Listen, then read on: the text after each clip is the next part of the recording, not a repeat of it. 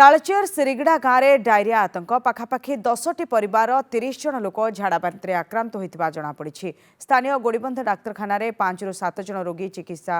गाँव में 4 जणिया डाक्तरी टीम पहुंची स्थिति परखिंट। डाक्तरी टीम और जनस्वास्थ्य विभाग घटनास्थल में पहुंची पानीर नमूना संग्रह करने सह गाँव में आक्रांत को प्राथमिक चिकित्सा प्रदान कर तेज तालचेर विधायक गाँव में पहुंची आक्रांत चिकित्सा बाबद आलोचना कर दूषित जलरू डायरिया व्यापी आशंका करा छोट छुआर भी होची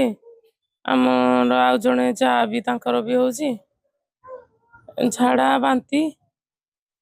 आउ गाँव रे भी 20-25 जनकर हलानी। डॉक्टर तो देले सलाइन लगे दिया हला आउ इन्फेक्शन बोली कहले हाँ औषध टीम आसिक औषध देकी गले। तालचेर ब्लॉक रो गुर्जा ग्राम पंचायत रो सिरगिड़ा ग्राम रे आज पाखापाखि 26-27 जन लोक झाड़ा बांती होती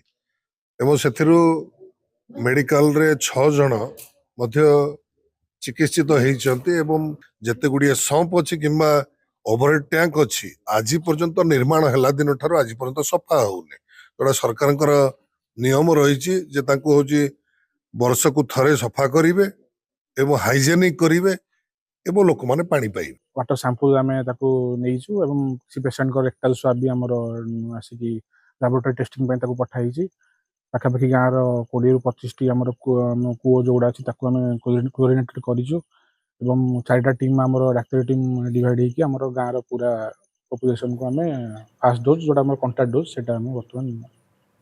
दे सारे।